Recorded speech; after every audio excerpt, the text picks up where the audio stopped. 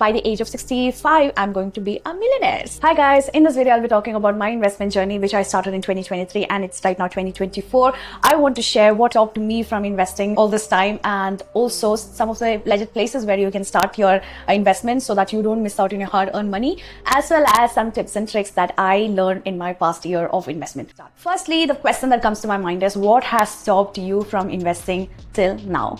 I can share my reasons. Firstly, I thought that I needed lots of money to start investing. I felt like maybe I needed some £100,000 to start investing because that is what I had in mind. Secondly is the fact that I didn't know where to start investing because investment usually looked like it was for people who had these fancy jobs, who were there in the high-rise buildings and they were making phone calls. So that was the idea for me. So that's what investment is, and I don't know any of those brokers and guys, and I don't know where to invest. So that was my second reason. And my third reason is that I don't know much about investments. So should I start investing or rather still save my money in my bank account? Literally, I had a revelation. I watched many videos and also read about it. I understood that the investment is basically a simple concept that is compound interest. Like Albert Einstein famously said in his quote, compound interest is the sixth world wonder, and he was right in it. So investment is built on this basic concept of compound interest.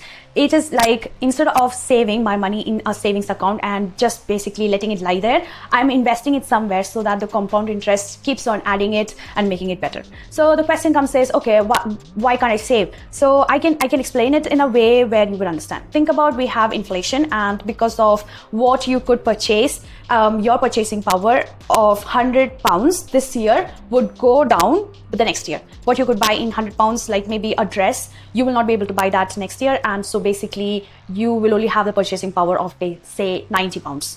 Instead, had you saved that money in investments, and where you get a return on investment like 7 to 8% or maybe 8 to 10%, your money starts growing, and instead of it being £100, it becomes £110, and that's how your money grows. And right now you have a purchasing power of 110. Even if the product is like £100, you can still buy it with £110 purchasing power. So that's how your money starts growing. I would like to share some numbers. So think about, I started investing at the age of 28, which was last year, and I want to retire by the age of 65, and every month I'm just investing £100, so monthly, and towards the end of this period I will have somewhere around £209,000.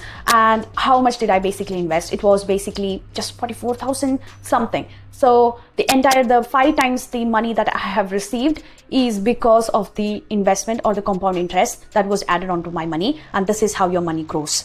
You add very little because of the return on investment, which because of the investment would be 7 to 10%. Basically 7 would be the very average. Usually you get around 8 to 10%, and that's how your money starts growing. And I was like, hell yes, I am going to invest. But here is where the catch comes. There are a few other points that you need to keep in mind before you start investing, which I feel like I am responsible to share with you.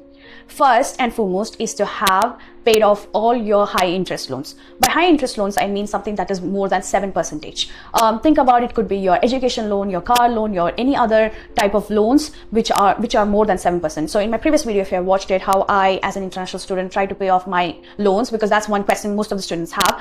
I paid it off, like most of the high interest loans, which were like, I had like 15%. So that was paid off, and I am at this, currently I just have the 3% loans, and which I think I can pay it off. Instead of paying that off, I have started investing. So that's one important point that you need to have in mind, is to pay off your high interest loans. Secondly is to have the emergency fund. Emergency fund means, suppose things can go wrong down the line. Maybe you may have to shift quickly to another new home, or something happens, you have to take a sick leave, or maybe you have to visit your family members who are sick back in your country. I hope that doesn't happen, but that is being prepared. So you are anticipating such things may happen in future, and you are getting prepared, and for that you are saving some money. So that money can vary up from having it for like 3 months to up to 12 months. So I started with 3 months. Once I had 3 months worth of emergency fund ready, I started investing. So factor is to start investing when you are young. So compounding works over the age, over the lifetime. So if you are waiting for a huge money to come, and also to have that everything sorted, everything what you wanted to buy, everything that is done, so to always start investing early is a key key factor that I want to emphasize. So that's what I have started doing. Even if it was just like a 50 pounds lying around here, I started to invest. So that's one thing I have learned. So the third point is not knowing where to invest.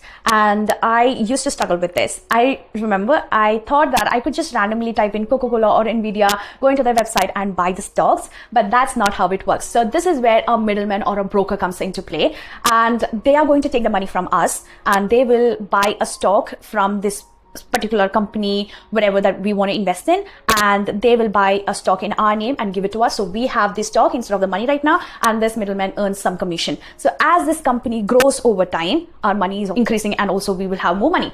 Think about, I'm going to look at Microsoft's stock today. So when I go into the Google and type in Microsoft stocks and shares, and I will see how it's performing today, maybe 1 day's time. So it could be in negatives and you can see the stock, the range is falling. But how about I check the numbers in 5 years? So I can literally see that this money is growing and also is where I want to be focusing on. Not the fact that I am looking at the 1 day, 1 month, 6 months performance. I should be looking at the 5 years, 10 years and year to date performance. So where I see the graph is literally going up. So having understood that concept, this is where the fact of the middleman comes in. The two main legit websites that I have discovered is Vanguard.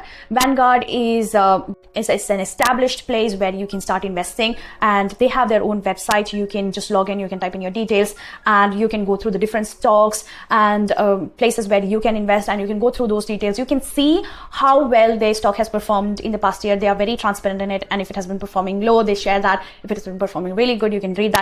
And then based on your judgment and how the market has been performing, you can start investing in Vanguard. And the second place that I was talking about is Trading 212. Trading 212 is another place where it's basically got an app format, and you can invest money there. And there are so many features in Trading 212, like you can replicate a pie. Pie is an already set template by people who have been investing and they want to share their pie to other people. So you can literally follow that. And the other option is to learn. So there is a learn format in the Trading 212 where you can go and literally practice investing before you start investing your real money. So through that, you get to have a little more understanding, coming back to the concept of what if I don't know what I'm doing. So you can get that sorted because of the Trading 212's learning platform. So that is really cool. And also you don't need to have huge money. Like I said in the starting, you don't need huge money to start investing. It is starting slow and small.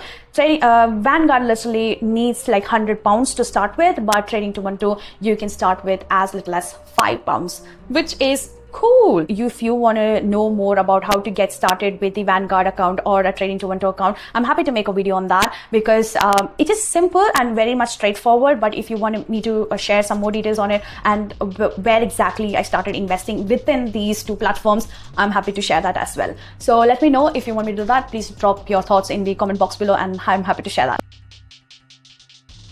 If you ask me this question, Rakhi, how has your investment journey been over past 1 year? I would honestly say that it has been a great learning curve. Secondly, the money that I have invested is something that I don't need for another 10 years. So that is a basic concept that you need to have in mind.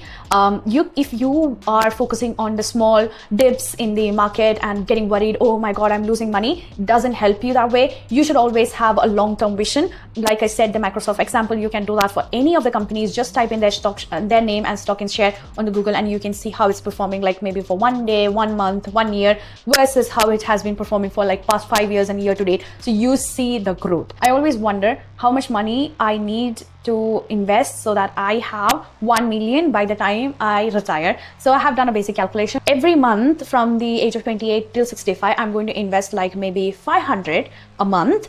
And suppose the return on investment is 7%, which is the average, and you can go even higher. You can get like 8 to 10%, even more.